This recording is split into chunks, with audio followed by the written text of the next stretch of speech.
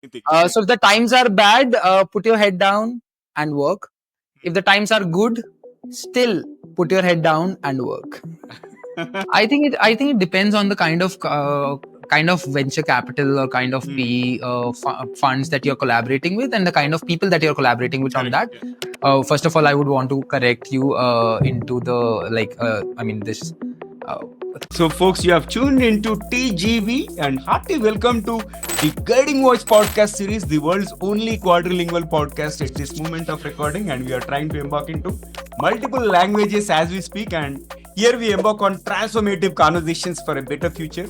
And we want to simplify and amplify your journey to success. I'm your host, Navin Samala, dedicated to making the world a better place by bringing you wisdom through valuable discussions with experts designed to simplify and amplify your success. And thank you so much for tuning in.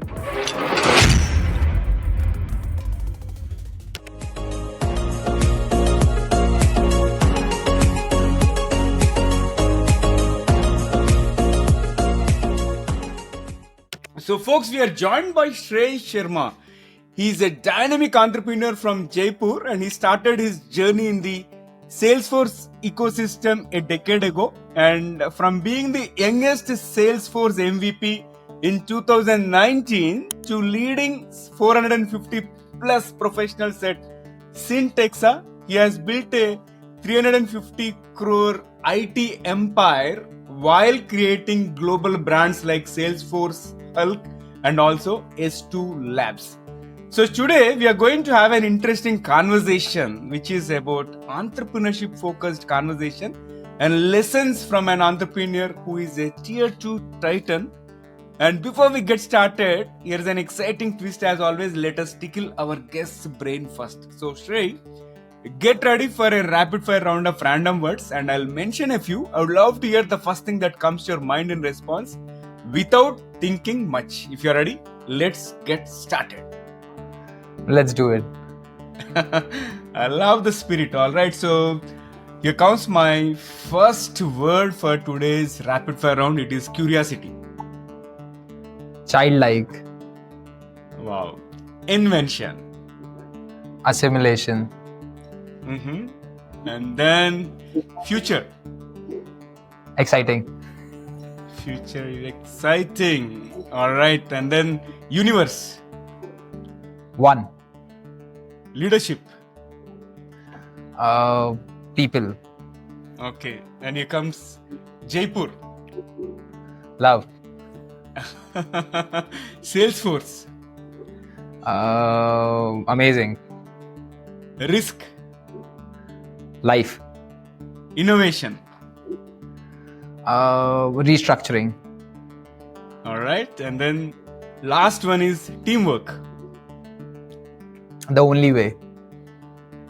I love it. And you have been super quick in the first rapid fire round. And Shrey, there is one more rapid fire round towards the end of the episode, so stay tuned.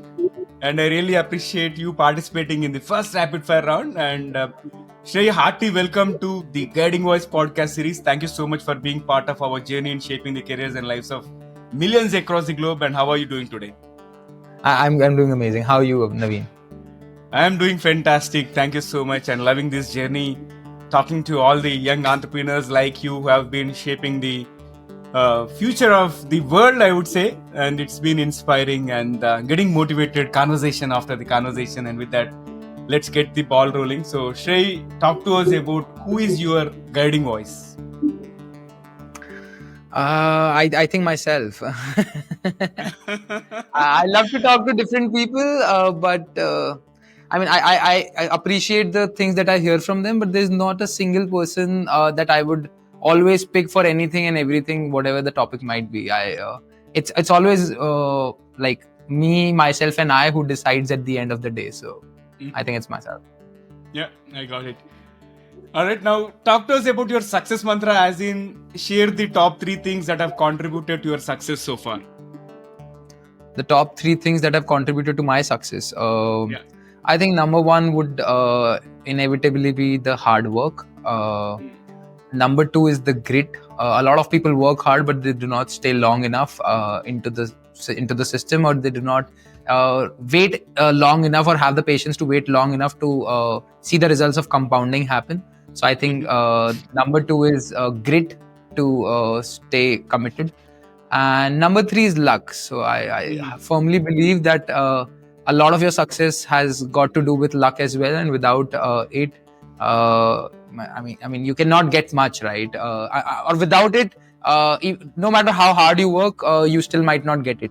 So I think these 3 things are the most important ones: working hard, having the grit to execute, and the third one is luck. I got lucky. Wonderful.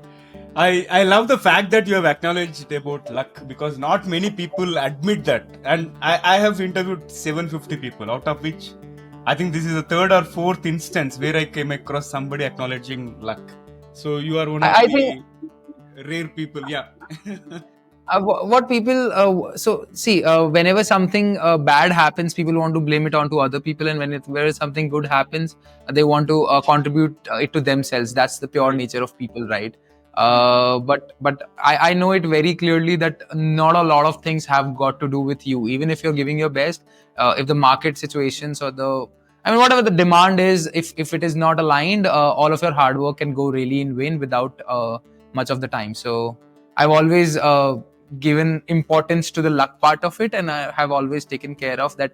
Not everything is in my control, and it can never be, right? So I have to be okay with the fact that whatever I got is just because of the luck, and whatever I'm losing is because of my non-hard work. So I think that way I stay grounded. Love it. All right, so let's move forward. And starting in a tier 2 city like Jaipur, right? It is not everybody. It's not a metro city, right? Yeah, it's not a metro city. And what inspired you to take the leap into this entrepreneurship? See, so even if Jaipur is a tier 2 city, there is a lot of entrepreneurship that is there in the blood of the people of Jaipur.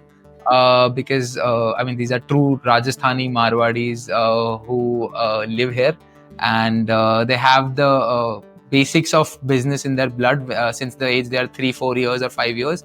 They see their parents, or they see their other people executing, and that's exactly what got me motivated. I could see the life of the people around me who are doing businesses, and I was very keen about doing that only because that came naturally to me rather than getting inspired because of right now it is getting popular, right? 20 years back it was not. So but 20 years back also, when I was like 4-5 years also, when teachers used to ask me what exactly you're going to do, I never used to say becoming an engineer or a doctor. I always was like, I'm going to become a business person, because that came naturally to me. So I think that was the reason. Wonderful. And how did you bootstrap Cyntexa with just 3 lakh and grow into a 350 crore powerhouse?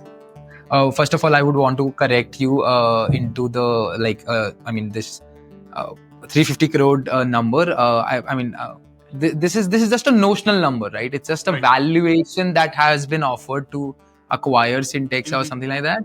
It is not and it's a notional number, right? Valuations, you know, it go high and low. So I would not want to say it out loud as it's a 350 crore powerhouse, but at the end of the day, it's a profitable business. We're doing good. And we have a 450 plus people team working with us at Syntexa. So what helped me bootstrap this business was staying low key, making sure that we are not spending money where it is not necessary, not doing things which are not important for our customers, for our clients, for our people who are working at Syntexa. So a lot of time what happens is whenever people start their entrepreneurship journeys, they just want to, first of all, they want to write themselves big paychecks, right? That is something that we did not do. They want to have great assistants working for them. We did not had that. They want to have the best of the office space rented out for them. We did not had that. So we stayed very low key in terms of our expenses and everything, and we only spent money wherever it was necessary and wherever it felt like an investment into the future growth that we wanted to have in our organization. And that's exactly the way we are doing it till date. There have been a lot of M&A requests that have been come across, or there have been a lot of investment opportunities that we've got without even looking for it. It all came on its own, but we were like, we don't need it. There's no point we need it, and if as long as we don't need the money to grow the business, we can bootstrap it. And that's, I think, with the situation the media is right now, an entrepreneur gets into a guilt trip of not becoming famous just because they're not getting the funding. A lot of businesses do not need the funding as well, but still they're getting the funding in order to become popular, because the media houses are only going to talk about those brands or those businesses which are raising capital or which are raising funding. And that's exactly when the talent pool also thinks that the company is getting big or the company is big. And that's the misconception that is going around in the world. And we were very relaxed and sorted out in that okay, even if the world doesn't think we are big enough, when we are going to make the numbers, they'll eventually realize it. So just wait for it. So we had the patience, we had the wisdom, and we had the money mechanics working well for us. And it's also a service business. For services business, you do not need much funding, right? All you need is great people. So that's what we focused on and invested on in early on. Yeah. No, I love the fact that you believed in value addition rather than on the valuation. And most importantly, the moment you acquire some funding and all, we are going to lose that originality. Somebody else is going to start influencing the dynamics of the organization, right? I think it depends on the kind of venture capital or kind of PE funds that you're collaborating with, and the kind of people that you're collaborating with. Correct, on that. Yeah. I'm never absolutely against about raising funding or getting like together with someone in terms of like growing the business. But it's all about whether you need it or not. And as long as you don't need it, why to go about it? And so what we have done is, and also we have very basic requirements, right? At the end of the day, so for 2 years initially into my business, I got just 25,000 rupees per month as a salary, and that was more than sufficient for me to take care of my expenses. And I think it's still the same. I mean, even after building this business, I do not have much expenses that for myself that I would want to write a paycheck on. And that's exactly and that same paycheck that would have gone to me has stayed into the organization, and that became a fuel for its further growth. So that way it worked out really well. Yeah. Got it. And let's move to the next one. So I would like to understand from you, what are the biggest challenges of building a global IT brand from Jaipur? As we were talking, it is a tier 2 city. Of course, when you compare that with Hyderabad or Bangalore or the likes of NCR, right? So you'll have some sort of dearth in the resources. That is where I'm coming from. But I'm curious to understand, how did you overcome the challenges? So first of all, let's talk about the challenges. I think there are advantages as well as challenges which go hand in hand when you start from a tier 2 city. Let me tell you about the challenges first, and then we'll talk about the advantages. The challenges are so you do not have a big talent pool already in existence that you can tap in and recruit for your company, and then have them working for you for your vision and stuff like that. So that way it was a challenge. But what happened on the other hand was that when we didn't found the talent that we were looking for, we were left with no other choice than to build it ourselves. But when we focused on building the talent for ourselves, and that's exactly why we call that we manufacture talent at Cyntexa, right? So that's what we do. So when we learned how to build the talent on our own by like getting people who are willing enough but do not have the opportunity to work on amazing projects or amazing things to get that experience, we figured out how to train them, how to build that kind of talent. So the advantage turned out to be, whoever we trained and whoever we manufactured as a talent, at least like 70 to 80% of the people were from the vicinities of Rajasthan or from Jaipur, and they wanted to stay in Jaipur rather than moving out from to other cities, because they wanted to stay near to their family. So that way it has helped us. So initially we didn't got much talent, but the talent that we built stayed longer with us. So in retention, it became a benefit for us, right? So that was the challenge in the benefit trade-off that happened. So if and in a tier 2 city, if you cannot really build talent, or if you really cannot manufacture talent, there's no way you can build a services business, I guess. So that's something that is very important. Another challenge that we faced is not in terms of clients, by the way. I'll tell you a very surprising fact. People in India think that you are a smaller company just because you're executing it from Jaipur, or your headquarters is in Jaipur. But the people who are our clients and who are like in US and they are from different countries over there, or different cities and states over there, they have got nothing to do whether you're based out of Bangalore, Hyderabad or Jaipur. They're more than willing to do the work with you as long as you're competent enough and you have the right skills required to execute onto the business, and you're willing to like give them whatever the value that they are looking for. So that's all what matters. But for the talent, if you'll ask them, like, so let's say if I'm looking for a great marketing executive or a great marketing professional, and that particular person is working in Gurgaon and they're working on to like X amount of package, and I'm willing to give them X plus 3, X plus 5 or whatever, they would not want to like join back the organization even remotely, right? That's what I'm trying to say.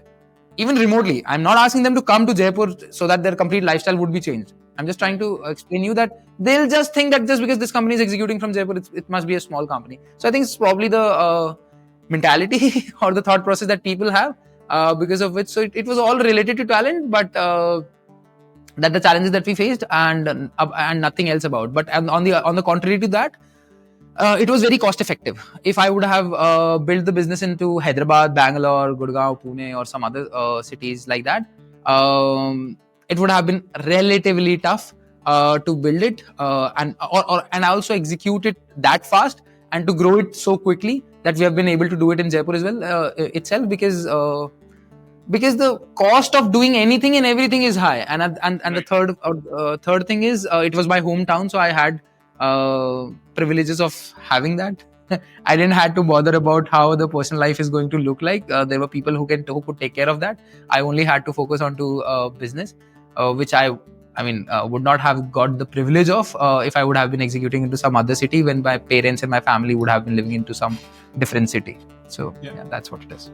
Okay, got it. And you said you manufacture and you build talent. So let us double click on that. What is your approach to building and scaling teams in this competitive tech fields? Like, are you hiring more of the freshmen, or how is it happening, and how are you training them? So see, what happened initially with us was when we were looking for experienced folks, we were not, even though they have the number of years of experience in their resume and in their timeline of working, they didn't satisfy the skill sets that they were bringing onto the table, and the kind of demand that they had for the packages that they were looking for were not like equating to anything. They've worked into the industry for like 4 or 5 years, but when compared to the kind of people who have worked with us for 1 year, they were absolutely nothing. They, like the 1 year guy who worked with us could easily beat the 4 or 5 years of experience guy out there that we were able to get our hands onto. So we were like, even after paying this guy twice the money, we're not getting half the value. So then what is the point?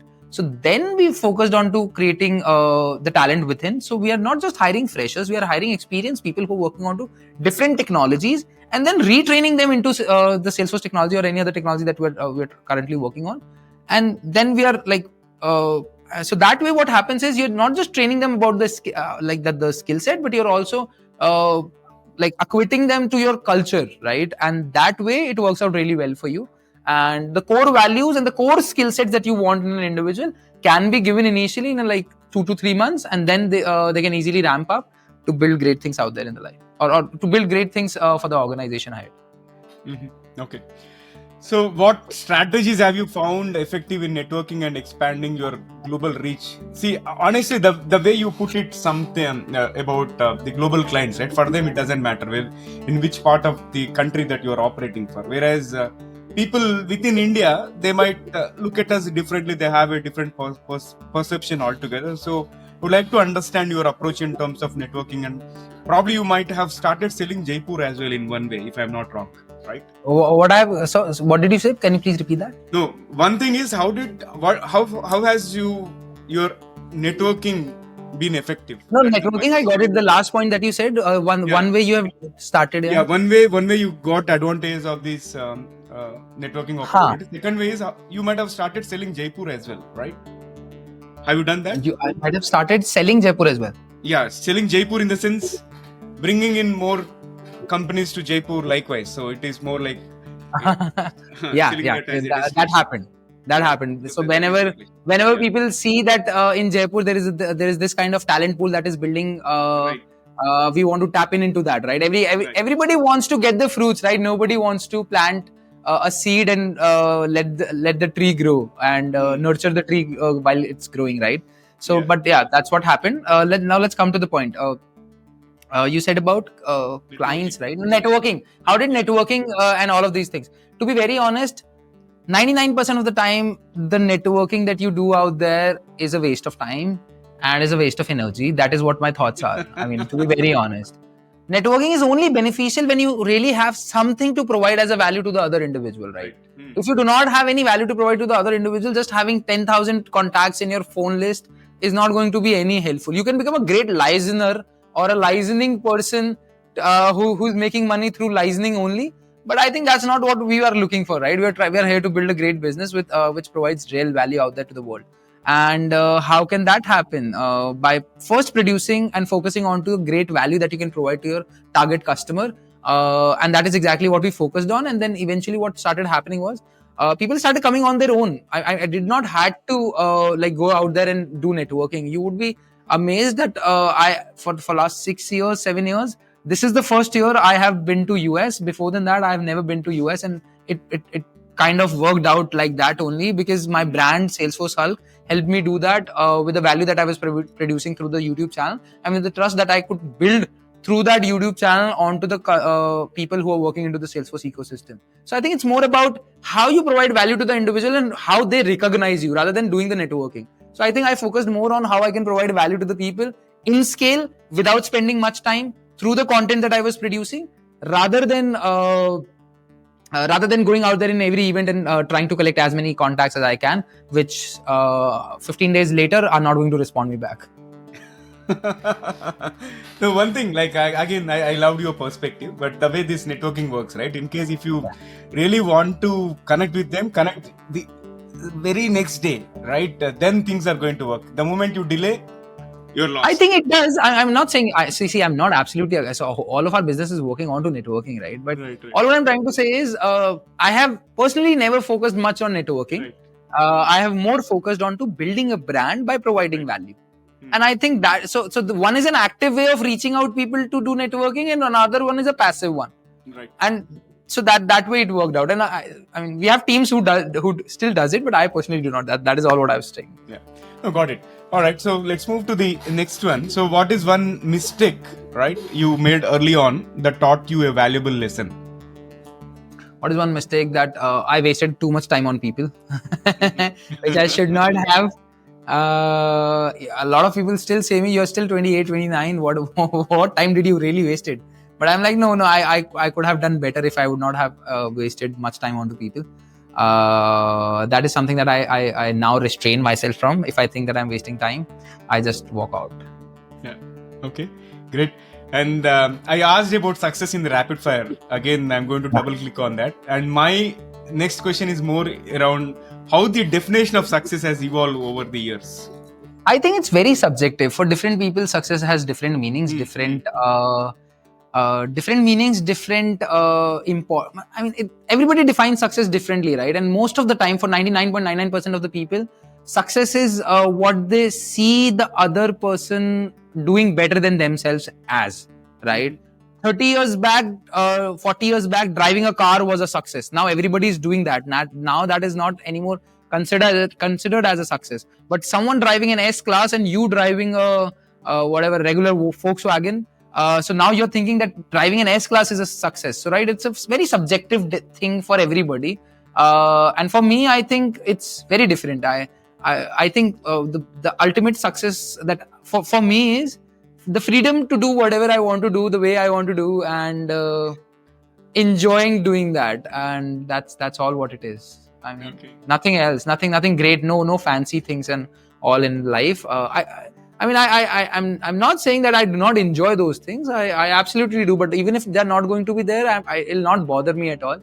All what matters is the freedom to execute on to whatever I want to execute on, and do great things in life. I think that's what success is.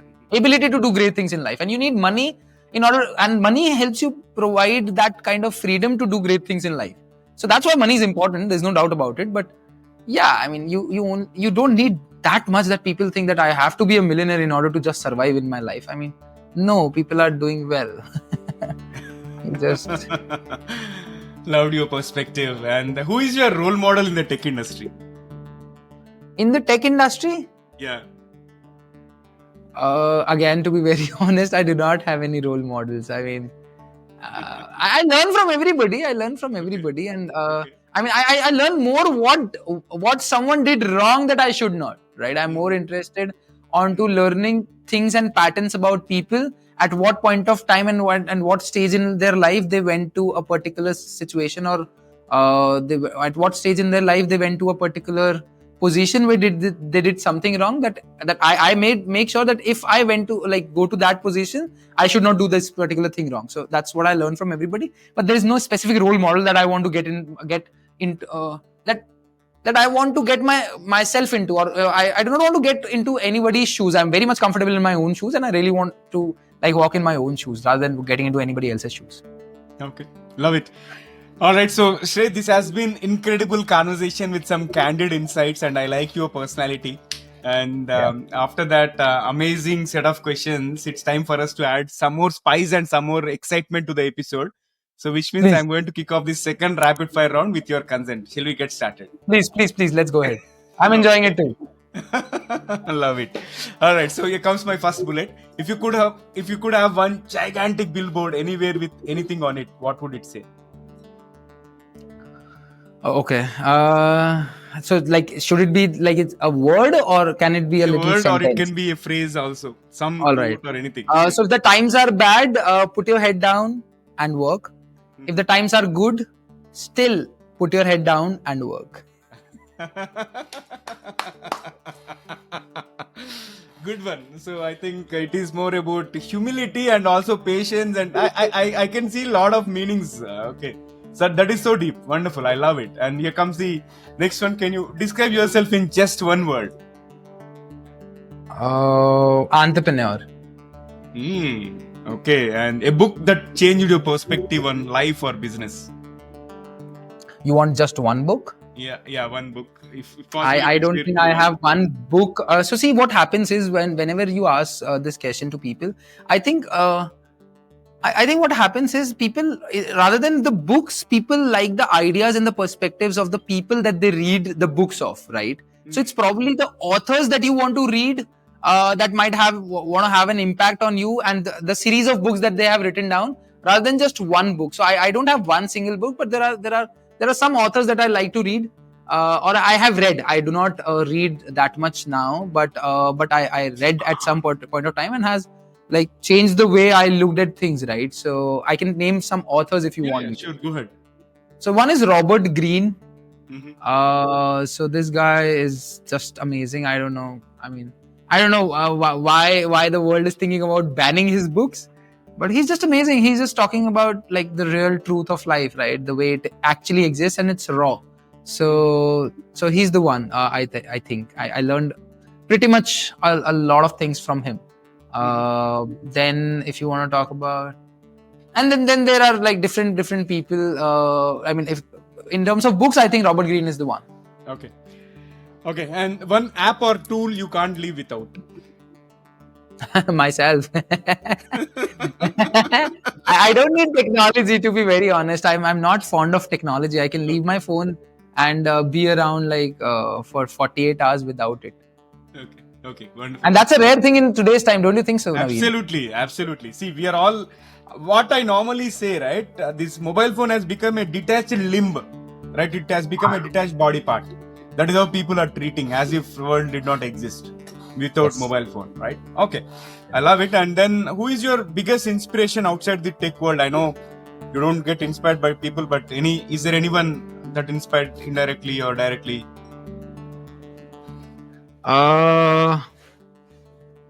There have been a lot of outside the tech world. There have been an impact of a lot of people on the way how I think about life. So we all go on to the stages where we want to figure out the purpose of life, right? And I have been on that journey, and it's not a great journey to be on, but it's a great journey when you pass that phase of your life. So I got lucky. I found the right people around it. I read something here and there, but it was all very confusing. But then I found some clear meanings of certain things out as a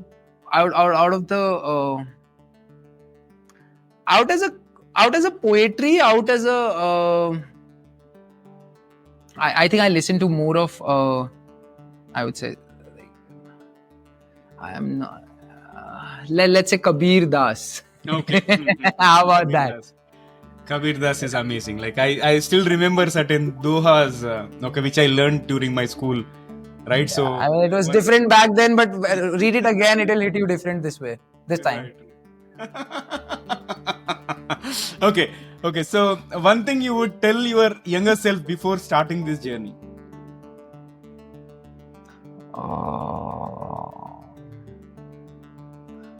Don't put much focus on what people think about you. Yeah, love it. There is no invisible spotlight. People always think, okay, somebody is watching me. Yeah, I love it. Like today you're like, I mean, whatever they're thinking, let them, because any which way they're going to. At that point of time, you're like worried whether to say this, whether not to say this, whether to do this, whether not to do this. Now I'm like, let's do it. We'll see what happens. And I think that's the confidence that you get when you have the freedom, and that's the kind of freedom that I'm chasing, I guess. Wonderful. Okay, and what is the Jaipur's hidden gem for relaxation? Relaxation. Yeah. Like, what kind of a relaxation you want to get into? You want to have somebody who wants to break from their work, or somebody they want to relax and chill in their life. There is a very hidden spot or hidden gem that I know of, and a lot of Jaipur people also don't know about that hidden gem. Is Ramgarh Lodge. So there used to be a dam that used to exist in Jaipur. Like, it's almost like 40 kilometers or 30 kilometers from the main city. So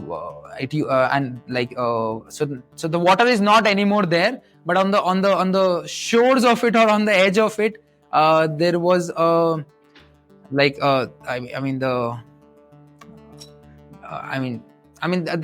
there were quarters, or there was a house built for the family of for the royal family, right? Which now is given to us to a hotel chain to rent it out as hotel rooms and stuff like that. So it's a very amazing property to just relax and like to go unwind or to go slow, right? Okay. That's a hidden gem. That's truly a hidden gem.